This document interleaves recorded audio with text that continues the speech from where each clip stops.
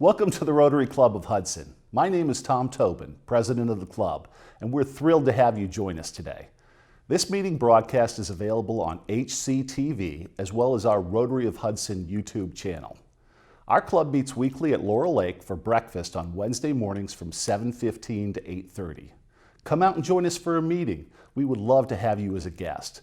To learn more about Rotary, our club, and the impact we're having on our local community and the world, visit our website, rotaryhudson.org. Enjoy the meeting today and help us share the message that Rotary connects the world. All right, let me use my virtual gavel here to ring us in. Bang. All right, good morning, Rotarians. Welcome to our regular weekly Wednesday morning meeting, except virtually. Today is April 29th, 2020, and I'm glad we could all be here. I apologize, I have a written agenda which is on the same computer that I'm using right now, and I don't know how to switch screens, so I'm going to do this as best as I can from memory. By the way, I'm subbing in as Sergeant of Arms 2 this morning because Ron Strobel was feeling a bit under the weather. It did not sound upper respiratory, just to make everybody feel better, but he didn't get much sleep last night, so he's catching some Z's this morning. All right, if I could, I'll tell you what, Donna, I don't have a person to lead us in the pledge and the four-way test this morning. Do you suppose you could I recommend Marilyn. There she is, right there on the screen. Marilyn Orr would be perfect. Marilyn, if you will pitch in, I would appreciate it. I would be happy to do so. Let's please all start with the Pledge of Allegiance. I pledge allegiance to the flag of the United States of America and to the republic for which it stands, one nation, under God, indivisible, with liberty and justice for all. And next, for the four-way test of the things we think, say, and do. First, is it the truth? Second, is it fair to all concerned? Third, will it build better friendships? Donna, I need it. And fourth, will it be beneficial to all concerned? There we go. Sorry about that. Thank you. All right, great. And if I could call on Rotarian former President Catherine Sine to do our introduction our invocation this morning. Please join me and bow your heads. Dear Heavenly Father, thank you for this fellowship. Please bless each of Rotarian. Please help us to pray to have eyes that see the best in people, a heart that forgives the worst, a mind that forgets the bad, and a soul that never loses faith in you, Lord. Thank you for all your blessings, and please be with each of us this morning. Amen. Amen. That was lovely, Catherine. Thank you. Thank you. All right. So, Tom, can I break in for just a moment? I'd like everyone, first of all, for whatever reason, when one of you guys raises your hands, I can't undo this and mute everyone. So A, try to refrain from raising your hands till I figure out that little snag. But B, could you please mute yourselves if you're not presenting? That will be helpful for any background noise. Thank you for that. Sorry, Marilyn, I was trying to individually mute everyone and I missed the slide change. And Tom, before you go on, can I just do the one little local restaurant feature? yes, please. So each week we try to showcase a local restaurant that is doing curbside carryout. And this week our featured restaurant is Nosh Eatery. They have a couple of new dynamics happening there, and I'll tell you that our family ordered our Easter dinner from them, and it was wonderful. But they have curbside carry-out lunch Tuesday through Saturday, 11 a.m. to 2 p.m., and then dinners on Thursday nights, but your order has to be in by Saturday. You can see that you can check their website for their menu and their latest changes, and they do a very nice job. We opened our trunk, we paid in advance, and they just put our meal right in the trunk. So it is very careful in the exchange and very delicious in the food. Thanks, Tom. That's it.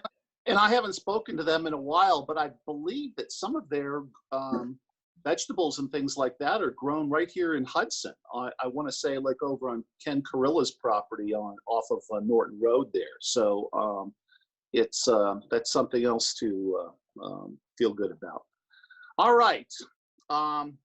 Let's see what's going on. I do want to just let you know, thanks to Mimi Becker and the folks at Laurel Lake, the staff there. We have all of our equipment that we use each week for in-person meetings, all of our stuff from Laurel Lake. We have it all in my garage right now, or at least part of it's still in my truck. They did a really nice job of collecting it, boxing it up, and getting it out to a safe area where I could collect it this week. If you, by the way, it was interesting visiting Laurel Lake. And Mimi may have mentioned this before, but they have a checkpoint. It's probably about 100 yards or so away from the front door of Laurel Lake. So they are, and everything has to go through that checkpoint with the security guard and everything like that. It is locked down there, and that's why they have really no incidences of disease there right now. So congratulations on what you're doing there, Mimi, and the team at Laurel Lake. Okay, number 2, I wanted to mention we had a foundation, Hudson Rotary Foundation board meeting last week. Some of it revolved around approving grants for the ones that are probably more budget recurring and ones that have been budgeted already. But we also spent some time talking a little bit about how we might use the foundation to do some extraordinary things for the community and in light of the COVID response. And we're working on that. For those of you who don't know, there's kind of a 3-step process that any grant goes through to get approved. It first is reviewed, it's accepted and reviewed, and a recommendation is made by the foundation's grant committee. Then the grant is passed along then to the club's board for review and recommendation. And if it makes it through that, then it is passed on to the Hudson Rotary Foundation Board of Directors for final review and approval and payment. And it's a little bit of a lengthy process, but it's a good process. In order to streamline things a little bit, I would like to, the step that involves the club board reviewing grants, I would like to speed that up a little bit by calling for an early meeting of the board. I'm going to be reaching out to the board members later today to see if we can pick a date next week that we can get together, rather than having it on the second Wednesday of the month, which would be a few weeks away. So just a heads up on that. There's been a few good recommendations by club members, including things for the, and they've done some review and research of things such as grants to the Hudson Food Pantry and to the Hudson Safety Forces. We're looking into those, and we'll be discussing those, and you'll hear some more about that. Just a few other things at the district level. The district has applied for a $25,000 special Rotary Response grant to provide personal protection equipment for about 7 hospitals throughout the district, local hospitals. I think that they may need us, they may come to us for some additional funding because it's kind of a matching sort of a thing, but we'll see how that comes together. But that was a nice thing to see some of our money come from Rotary International coming back to the district for the benefit of our community. In addition to that, I'm also going to be forwarding something to all of you today, which is an invitation to participate in a special Rotary Response telethon that will be taking place. Let me look again. I think it's on Saturday, I want to say it's like May 2nd. I don't see it in front of me right now, but it'll be a 1-hour kind of simulcast telethon to raise critical funds for disaster response. Their goal is to raise $1 million, and it looks like an interesting thing. So I will send that out, and that's an opportunity for people to make personal contributions.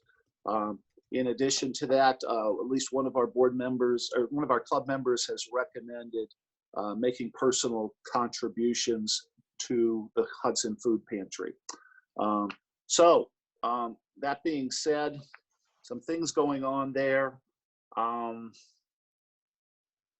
think that was everything on my list. I did have a written agenda this morning, but I discovered apparently when I first called into this meeting this morning, I must have had like a Mickey Mouse voice or something like that, because so I had to switch to computer B, and I can't see my written agenda now. All right. I think at this point, since we have probably a lot to cover with our speaker this morning, I would like to introduce our speaker, Phil Herman, of course, Superintendent of Schools.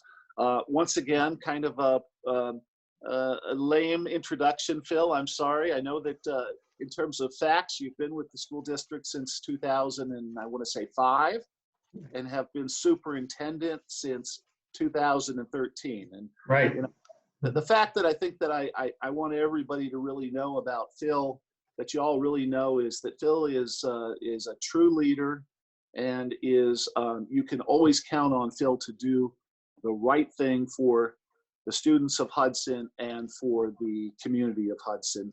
I'm very proud to be a member of an organization that Phil leads, and to be his friend. And if I may ask you all, please welcome Phil Herman. Good morning, everyone. Thanks, Tom. This morning, I'm going to talk with you mostly about remote learning and the school's response to COVID-19, but I'm also going to update you on a few other items, particularly our master facilities plan, and hopefully we'll be able to end with a brief video showing you the progress of the middle school. But it is great to see everyone's names and hear some voices and see some faces popping up on the screen. It's great to be together with you this morning. Certainly, as I share updates this morning, Tom Tobin and James Field and Philip Budo, if there are points that you think I should be making about the schools, please feel free to jump in from your perspective as board members or the treasurer. Back in I think it was around 2015, on a spring morning, similar to this time of year, we had a tornado warning in Hudson in the early morning. I don't know if any of you remember that, but it was like 6 or 6:30 in the morning. And, you know, it was one of those things where on the news, the sirens are going off. Holly Strand was on the news saying everyone needs to take cover for the next 30 minutes. The storm's going to move through the area. We were realizing that our bus drivers were taking shelter. We weren't going to be able to start the day on time. By the time the storm moved out, I had to call a 1-hour delay. And as soon as I called a 1-hour delay, my phone lit up. I started buzzing and people calling me, and my principals were calling me. The principals in Hudson were calling me saying, Phil, we don't have a 1-hour delay schedule. We have an open schedule, we have a closed schedule, we have a 2-hour delay schedule. We've never done a 1-hour delay. We don't have a 1-hour delay schedule. And my response to them was, well, why are you talking to me? We have about 45 minutes to figure it out. And so, and boy, they did. And in about 45 minutes, they figured out a 1-hour delay schedule. Now, that probably would have been weeks of meetings and touching base with all the different stakeholders and months of committee planning to develop a fully or to create a fully developed 1-hour delay schedule. But when the need arises and suddenly you are put under the gun to do something that you've never done before, and it's time bound, many times people respond, and that is a tiny example of in correlation to what we're going through now. in March, we have a storm of another sort that came to Hudson, and it involves much more than a 1-hour delay schedule. Of course, that's COVID-19. And so it was actually March 12th that the governor announced that starting on March 16th, schools would be closed for 3 weeks and they should begin to transition to remote learning. So of course, for me, I just said, no problem. I'm just going to go refer to my notes for my superintendent course on operating an organization with 700 employees and 4,600 students and thousands of parents remotely during a pandemic. Unfortunately, I couldn't find any notes from that course because we, of course, didn't have that course. We had been, it's not quite the same as the tornado analogy because we had been certainly watching the news from China and what was happening in Italy and what was just beginning to happen in Seattle at that point. And it was actually February 24th that I had the first serious conversation with our assistant superintendent about if we had to educate students remotely, how prepared are we to do that, and in what ways could we transition now? We knew that we had some structures in place, but I said, I think we need to begin looking at this, and I began calling a few other superintendents, and some superintendents said, yeah, we're starting to think about it too, and a few other superintendents said, I'm not putting any time or effort into that now, and we might get to that this summer, but we're not putting time and effort into that now. And at our principal's administrative team meeting the next day, I said, I think it's time for us to build a structure. And Doreen Osmond, our assistant superintendent, and our curriculum coordinators and principals began building a remote learning structure. But I was thinking that we may need it before the end of the school year, and it could be possible that we would need it the following school year. And that's really how people were talking at that time. That's the information that we were getting. If this starts to spread, and what time would it spread through the US? And 3 weeks later, we were closed for a 3-week period, and then through May 1st, and now through the end of the school year. And so when that announcement came, and you all experienced the same thing, the flood of news, the daily press conferences, the closure. There were so many questions for schools, and I'm going to start to go through some of those questions for you here this morning. But I had to remind our staff in a live stream on the morning of the 16th, the first day of the closures, we were transitioning to this remote learning.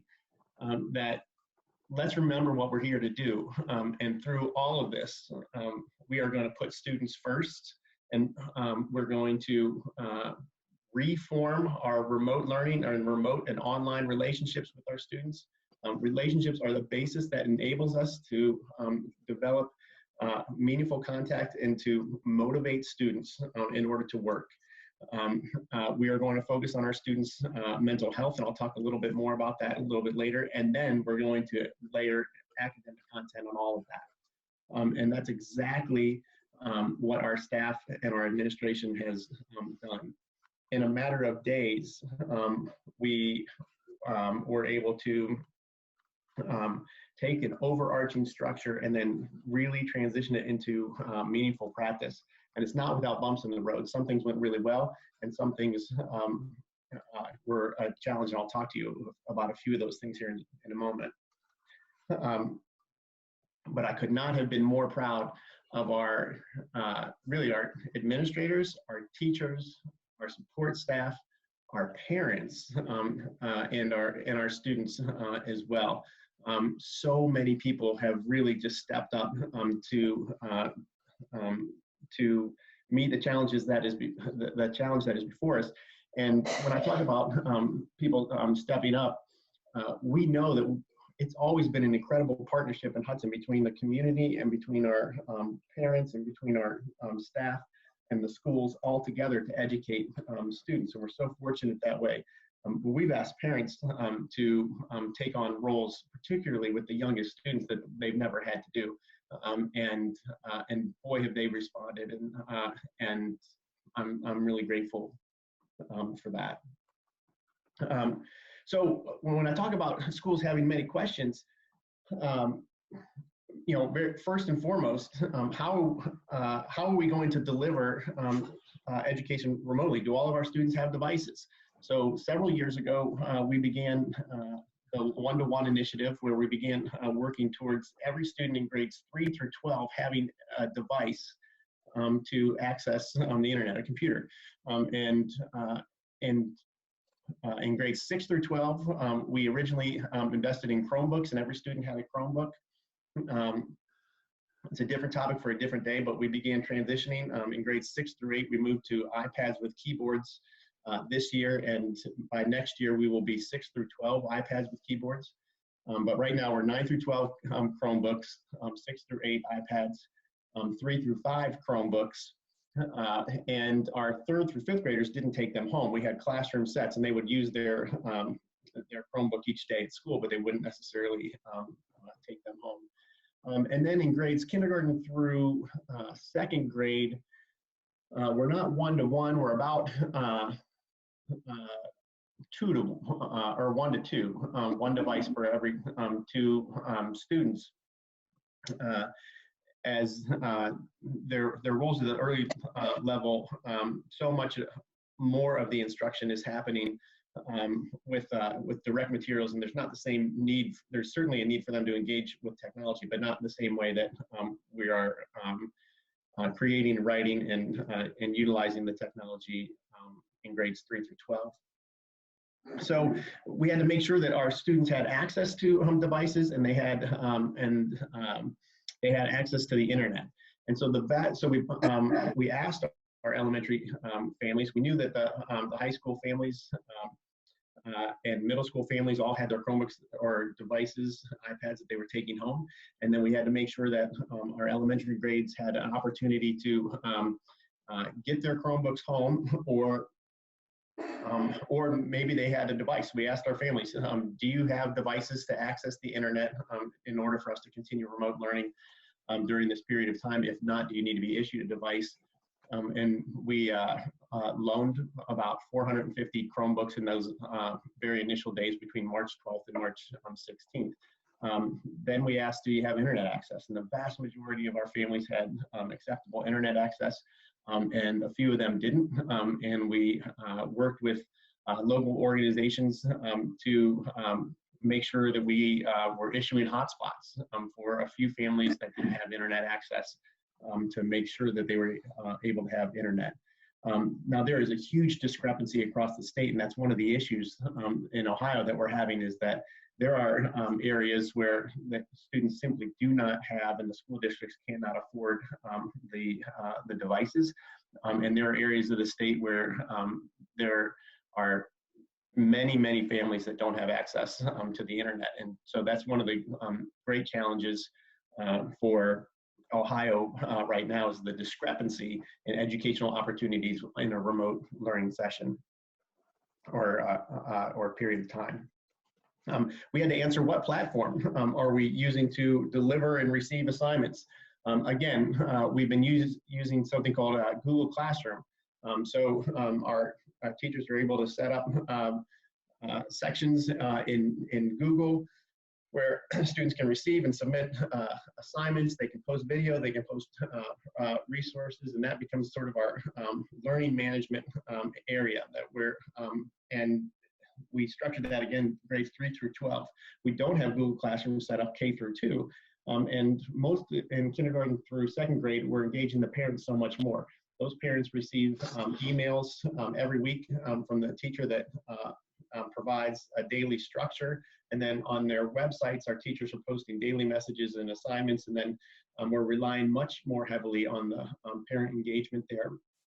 I'm going to talk about synchronous and asynchronous learning in a minute, but our teachers are still engaging, but with the students in a real-time environment, but it's not like school all day, every day online. And I'll talk about the reasons why that doesn't work.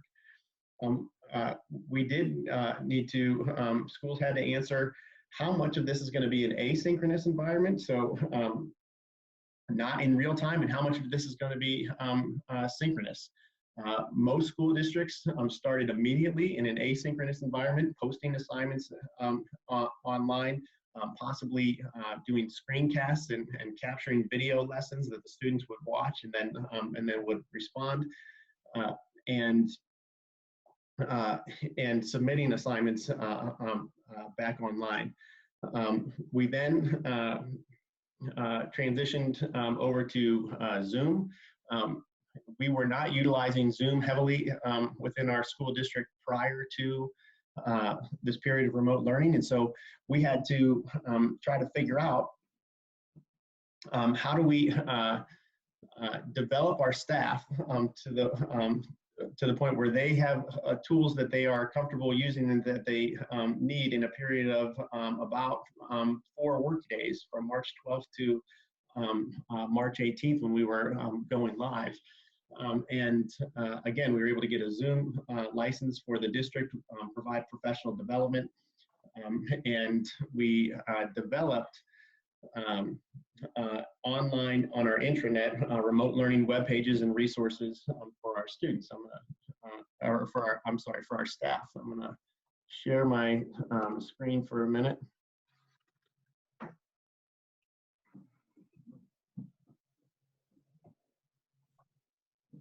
Sorry.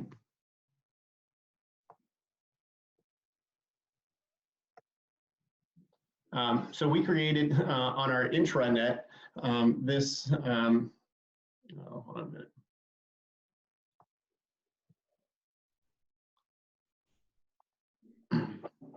This remote learning website and this is all for our staff. And so on this website, we were able to outline general expectations for our teachers by grade level bands, develop sample schedules. We have remote learning newsletters that come out to our teachers with all sorts of resources each week, how to address student device issues. And this is just our most recent one as an example. Tips on using Google Docs, tips on using Google Slides, keyboard shortcuts, the Wiggly Letter template, math flips, and media specialist support. You can see our list here of technology resources. And then another example of our curriculum resources. The whole point of sharing this is that we built all of this since the beginning of March in order to support education for our students, to support our teachers in delivering remote education. And as you think about it, we have, as I said, nearly 700 employees, almost 400 teachers. And you can think about the differences amongst Rotary in our comfortability or knowledge in getting onto Zoom. Well, we have those same differences amongst our teaching staff in their comfort level in utilizing all sorts of different types of technology and in teaching remotely. And one of the challenges in teaching remotely is, one, there's the difference in our technology abilities or comfort level, but two, planning to teach remotely or planning to teach a lesson remotely is very different than when you're in a classroom and you have all of your existing resources around you and you have planned for weeks or months for the units that are ahead of you. Our teachers still have that overall content knowledge and structure of what they would like to be covering, but they also need to make sure that they are able to deliver that in a remote session. So again, think of this session and you look around our video here and all of us on here, and we're reminding people to mute mics. Imagine now going live with 25 second graders and who are in their homes with their siblings and their pets and toys, and what happens when someone's dog jumps on their lap and then the whole class is paying attention to the dog, and it is an entirely different way of instructing, and so our administrators and teachers are meeting regularly by grade level bands or by course content to share what's working, to share what's not working, to talk about how they can adjust in the tools that are available for our teachers and for our students in order to make sure that we're delivering the essential components of content for the remainder of the school year. That's another thing we've asked our teachers to do, is to say, we are not going to be able to cover all the content that we would have wanted to cover. We covered about 80% of the content prior to going out for the remainder of the school year. And so now of that remaining 20% that we were still planning to cover, what are the essential components? Because it is not going to be as efficient as being in our classrooms every single day. And how do we make sure that we are covering those components given the remote learning tools that we have? And so, and every school district is trying to figure that out. We've had to adjust our pacing, as I was talking about there. We had to make sure that we developed grading plans for the fourth quarter. It's not fair to our students to judge them in the same ways that we would have judged them prior to. They do not have the same supports that they have within the school. They do not have the same access to teachers or aides, or in the event of, or in the case of students who have disabilities, their intervention specialists or assistants.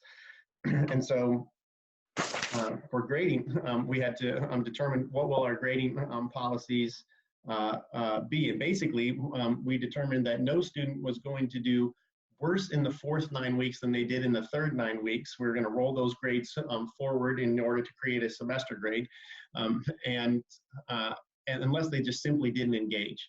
And if they didn't engage, then we have processes where our administrators, guidance counselors are reaching out to the families and finding out what the issue is there. And we have a few enough of those that we're working on all of those on a case-by-case basis. But if they do engage, they're able to maintain their grade or boost their grade.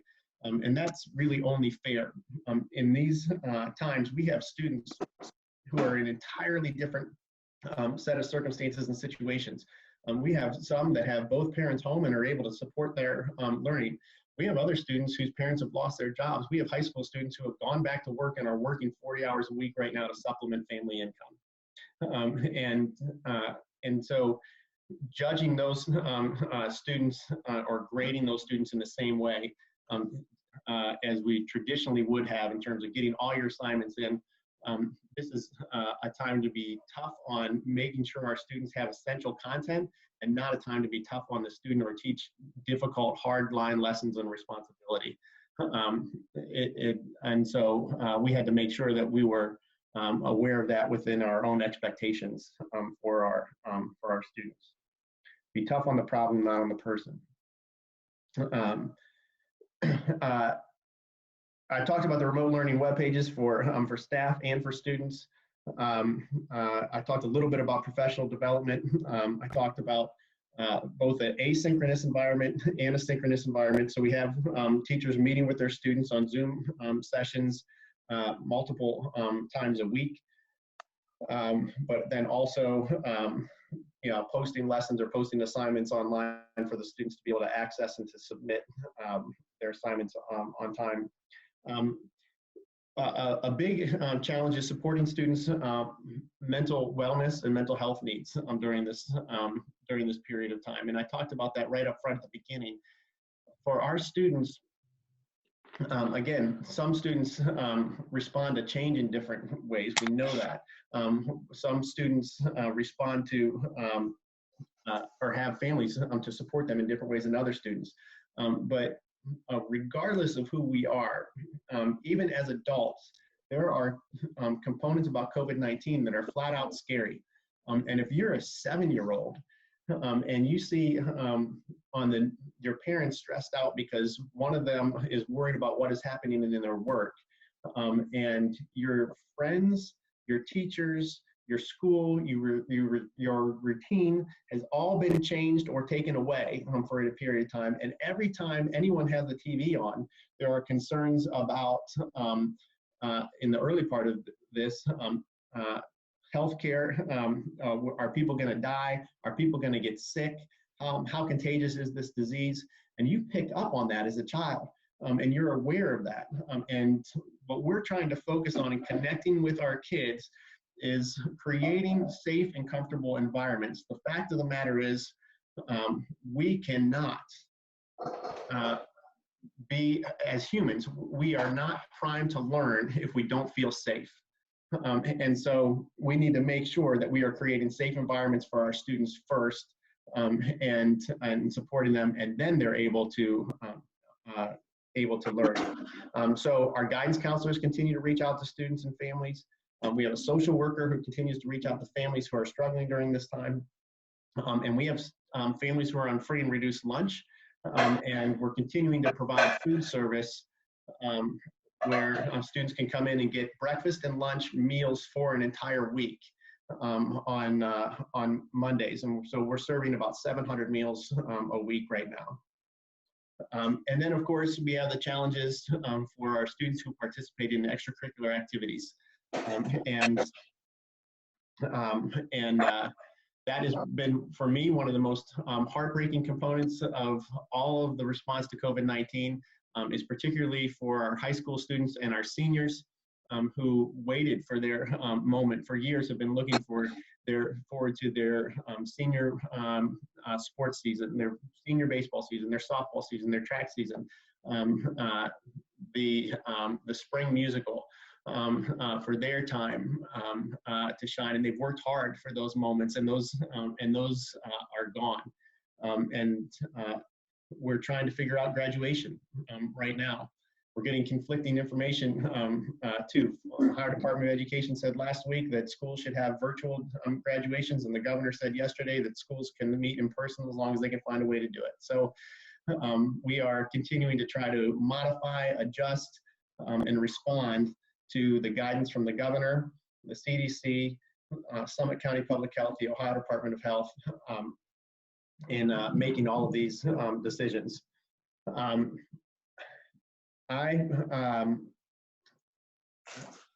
going to jump to, how are we doing on time?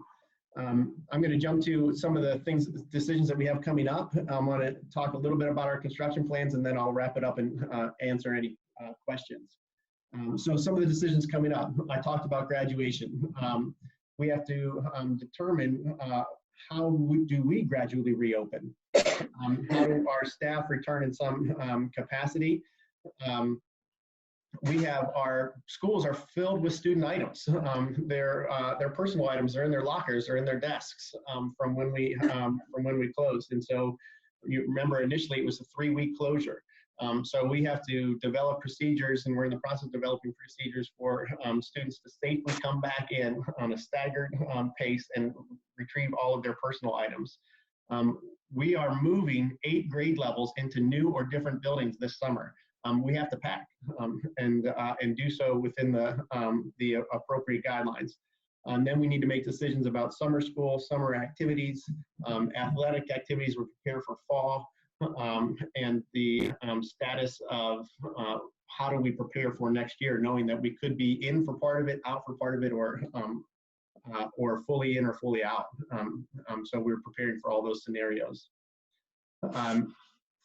As many of you know, we have a master facility plan going on. We have the construction of the new middle school, which will open this summer. We had a natatorium renovation, which we completed. We have an Ellsworth Hill addition that we will complete in May. When we are planning for Eastwood's renovation and addition, and the renovation to McDowell. And as I mentioned, we moved preschool, first grade, and grades 3, 4, 5, 6, 7, and 8 into a new or alternative building this summer. So that is a tremendous amount of work ahead of us that all needs to take place within the requirements of social distancing. Fortunately, the stay-at-home order exempted school construction, and Hammond Construction was able to put in a COVID-19 site coordinator, hand sanitizing stations, workplace protocols, and follow the CDC guidelines in order to keep things moving. And the middle school right now is on target, on pace, on budget. And so we're expecting to still open the middle school in August. So we just got some great news yesterday. There was questions about the furniture and whether or not that was going to be delivered on time. And now it looks like if there's any delays, it's going to be on something that is small enough that it's not going to prevent us from opening that building. I'll answer questions, and then when we wrap up at the end, I'd like to show you a video of the new middle school and the status of where we are there. Tom, before you jump in, and you're going to need to unmute yourself, I want to remind everyone, you might be noticing I'm promoting you to panelist. So when you see that, you can turn your camera on and your camera feed will show on the screen. We were having some problems. I could not mute because I still can't figure out how to lower this hand. You now have the capability of muting yourself. So if somebody's doing the dishes or the TV's on in the background, would you please do us a favor and mute yourself? We appreciate your support. Remember, your chat box is Q&A. Of course, Tom Tobin, as our president, always has the first question opportunity, but Rich Warfield snagged the first cue. And if you want to let us know, you can raise your hand visually, or you can put something in the chat box, which I'll continue to watch. Thank you. Well, I have the advantage of knowing maybe a little bit more about what things are going on. So I'm going to pass on the first question and pass it on to Rich Warfield, if I may. Rich, can we hear? Oh, maybe Rich, you need to make sure you're unmuted. Rich, you've been promoted to panelist. I don't know if you've accepted it. I'm going to try and do it again, but you have to unmute. Lower left corner.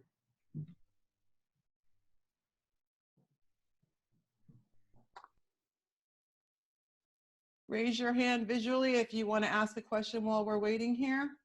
I have one. Phil, this concept of asynchronous versus synchronous. I'm doing it for adults, and there's just so much in creating a safe environment and trying to let the guard down is so important.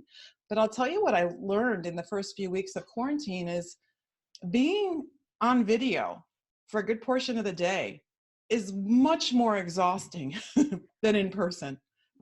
Any thoughts on that? It is, and we had to,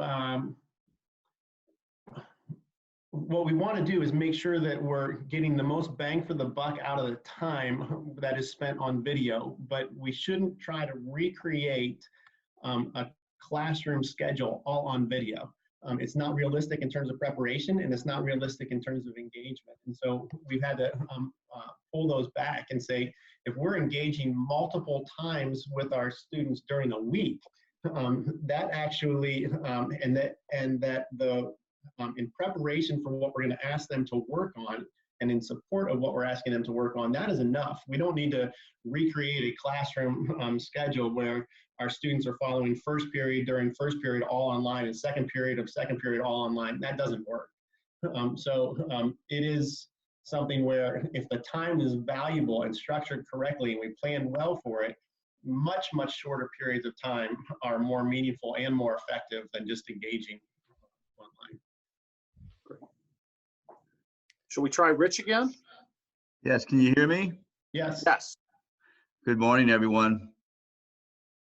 Phil, you already kind of covered the graduation issue, and I guess my question was, would it be, I know you have an issue with a certain number of people at a social gathering event, but did you consider having it at the stadium where kids are spread out far enough in line that it could be conducted there and have it up on the stage where, you know, X amount of people are up on the stage, maybe it's just you and Tom Tobin and James Field, I don't know, just consider that venue?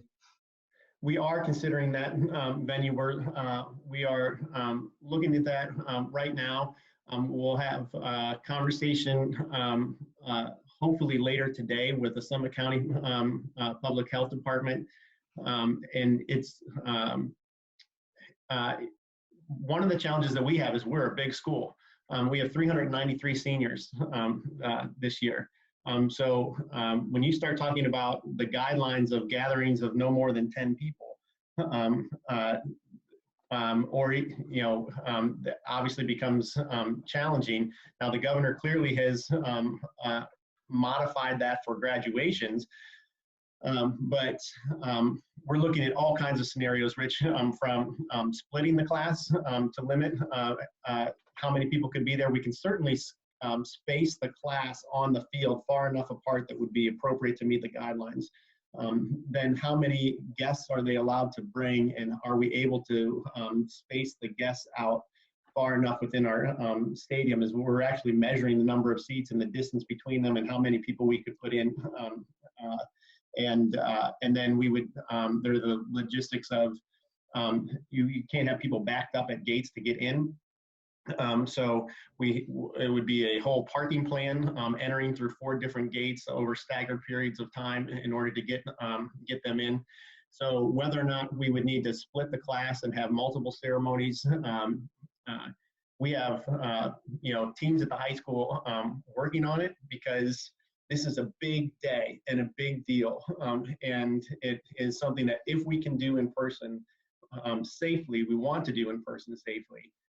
But that safety component has to be the overarching guide on this, and so we're continuing to try and find what is that guidance for schools, what are the limitations for schools, and then how do we build it in a way that's most meaningful.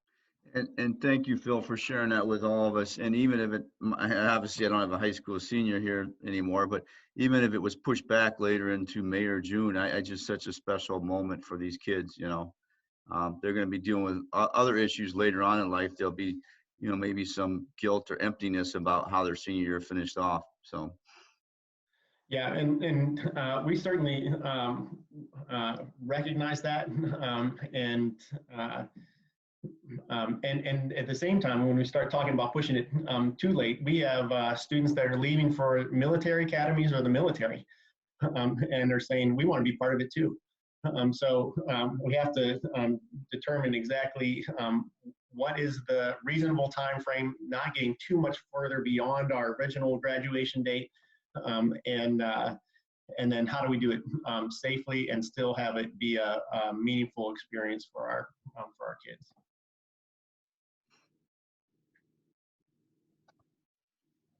Thank you.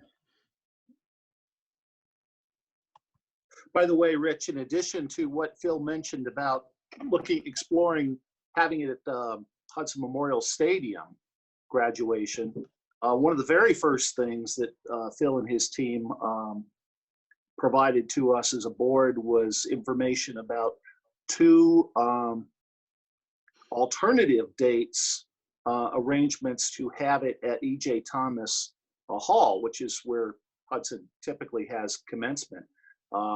We had the original date in May, and then they had locked in 2 additional dates in June and July. Of course, so there's at least three things that the schools are looking at to make a meaningful, but it's all about safety. And I know it's hard work to make all this happen. I'm thinking, Phil, also about, students who, I'm thinking about the awards ceremony every year, where all the kids are, announcements are made about all the scholarships kids earn and things like that. And awards they've won, like the Ray Heiser Awards in various sports for good sportsmanship, leadership, all those sorts of things. I'm sure you guys are looking at ways of replicating those somehow, but it's never going to be exactly the same as it was, I guess. It won't be. It won't be this year. So, in terms of the way that it was, but yes, we are looking at ways to celebrate our students' accomplishments and make this time meaningful for them. Yeah. Okay, so as Q&A moderator here, we have Liz Kolick that wants to make a comment. James Field, you're next. And then Mimi, I see you and you're number 3. I cannot see all of the boxes because I'm also recording. And if I change, the screen changes for the recording. So chat box is really helpful. Liz? Phil, I just want to say thank you for speaking. Can you hear me? Yes.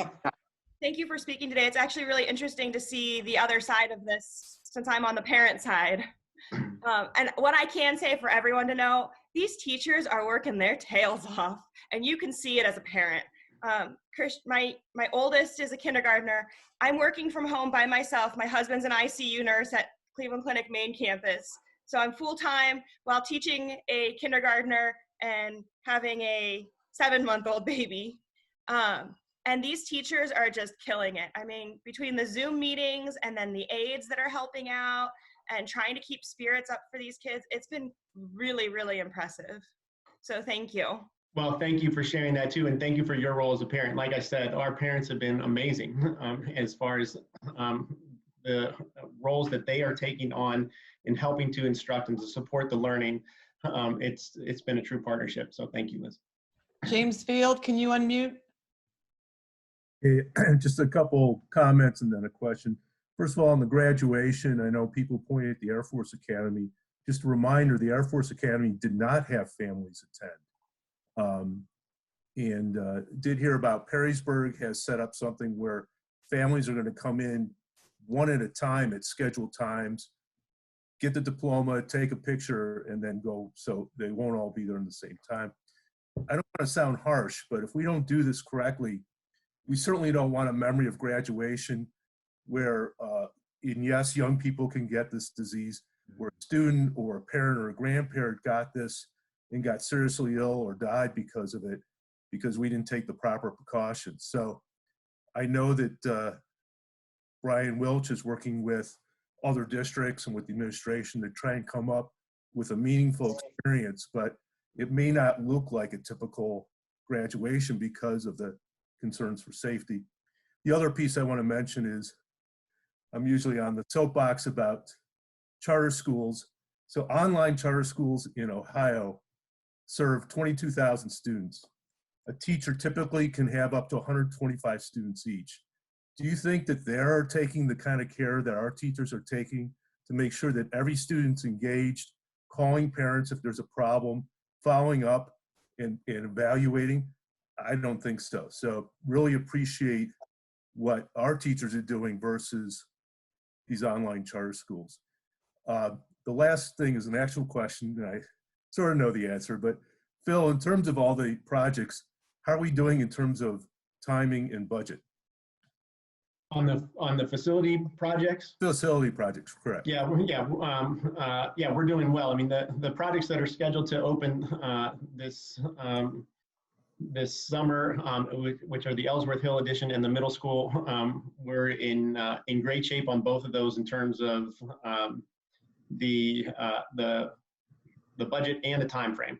On Eastwoods and McDowell are the next renovations projects. We'll vacate those buildings next year, and all of those students move into the old middle school for 1 year. While we renovate those buildings and add on to Eastwoods. And we just got good news on the bids for that work yesterday. As if there is any type of benefit to this horrible situation we're in, the construction bid climate is favorable to owners. And so, because there are groups looking for work and stable work. So we got good news on that, and that'll help those costs remain in budget as well. Great. That's great. Thank you. All right. Mimi, I think. Are you next? Mimi, I think you may have to unmute. Is that better? Yeah. Much better. Okay. Mine was an observation and a question, and this has to do with if we actually had a graduation and E.J. Thomas was seriously being considered, you cannot social distance in E.J. Thomas. You have to crawl over everybody to get to your seat. And I think that it would be extraordinarily difficult to try to have a graduation in that venue given social distancing of any sort, because they don't have enough vertical aisles to allow people to move in and out of seating. It just would be very dangerous for any kind of social distancing expectation. Mm-hmm. But the other thing I wanted to say to Phil, that I think that Hudson has done an extraordinary job, partly because we had the jump on many, many school systems. in terms of our students' familiarity as well as teachers with the technology. And I think that has given us a huge step up. So the anticipation of equipping people to survive in a technology-rich environment has been an awesome accomplishment. Thank you. Thank you, Mimi, for your comments. I'll address both briefly. As far as E.J. Thomas goes, when we looked for alternative dates at E.J. Thomas, that was in the end of March when we realized that there was a good possibility that we wouldn't be able to have our date on in March, or I'm sorry, on May 20th.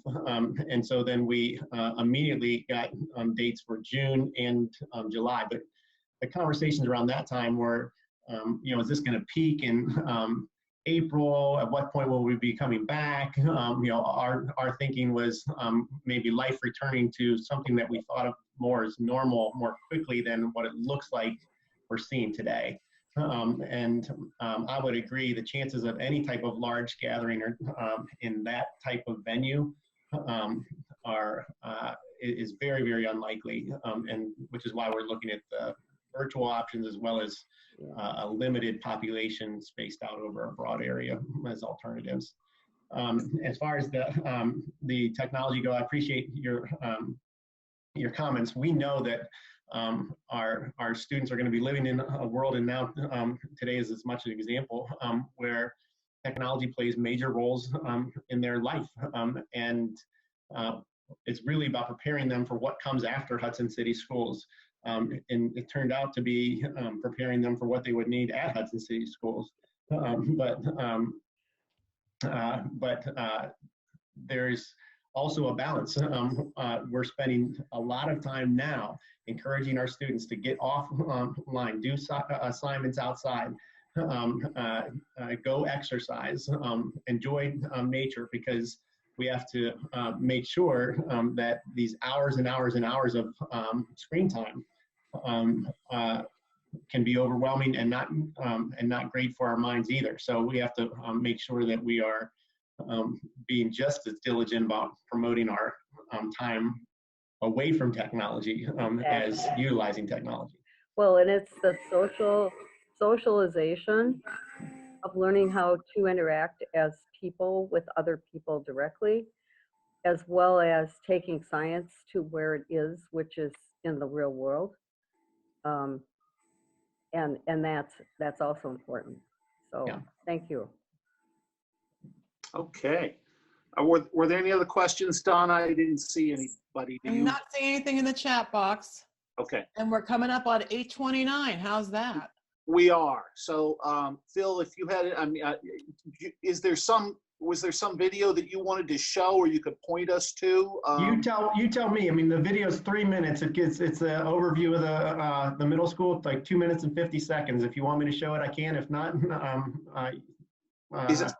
is it something that I could forward to folks in email? Yeah, and you know what? You can show it. I'm going to caution you that for some people, if your bandwidth is limited, it's going to be a little choppy. So just control it yourself, But Phil, if you share your desktop and run the video, what do you say, Tom? Can we just give that a shot? Yeah, if you guys don't mind just going a little bit long, let's do that. All right.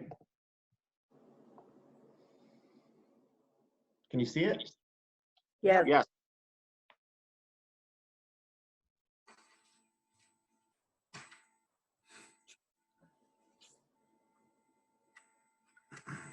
We're not hearing any audio though. Yeah, where's the Chariots of Fire music, Phil? There's no audio? It's running on mine. Oh, okay. All right, so we're continuing to learn here, aren't we? Why don't you narrate, Phil? Well, if there's no audio, actually, this is moving into our 6th grade section.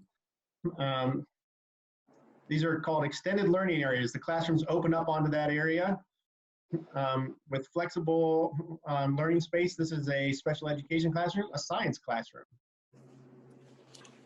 Art. Floor plans.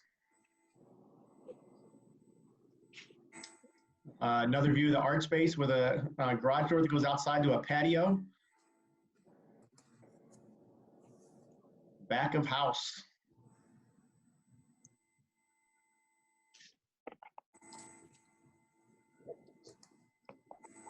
Stairwell. Again, extended learning areas outside of 8th grade classrooms. Speaking of technology, a whole lot of wiring. Yeah. Stairwell off the main entrance, secretary's desk, receptionist area. This is in the commons, also in the commons. Looking out the back of the commons. Auditorium. Showing a picture of the middle school. More auditorium.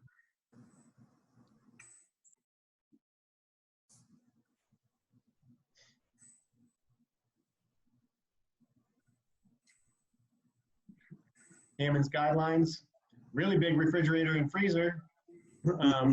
More boilers. The new gymnasium. Gymnasiums.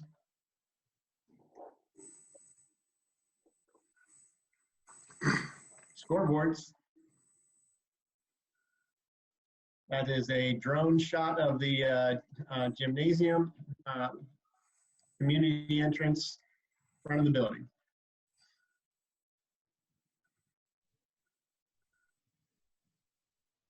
And I had cool music running on mine the whole time. Well, that's fine. We all look forward to seeing it in person, Phil. Let me just mention one other quick thing before we leave. When I originally asked Phil to speak to the club, which was going to be, I think, a week or two ago, it was to talk, and this was months ago, we were going to talk about Portrait of an Explorer, which was a venture that I'm not going to get into right now, but it was too much. But it was a list of attributes and skills that we were hoping that we've determined these are the types of skills and attributes that every Hudson student should be developing and acquire over their experience in the Hudson school system. And Phil brought up one the other day, and it had to do with adaptability. Phil, I don't have them in front of me right now, but I mean, and I don't know if you do, but you were mentioning this at the school board meeting the other night, and I thought this was really important. Yeah, thanks. I'm trying to, let me see if I can pull that one up here real quick. And by the way, there's a list of, how many are there, Phil? Is it a dozen or 15 of them? Well, there are 6 overarching competencies, each with their own definition that has subcomponents of it. And these are really the hopes, dreams, aspirations we have for our students, and what are the essential competencies we want education to deliver for our students. And so I think, hold on a minute, the one that Tom is referring to that I mentioned the other day. I'm sorry. I can't get it in front of me, and I don't want to take everyone's time, but really was talking about the importance of being an adaptive problem solver.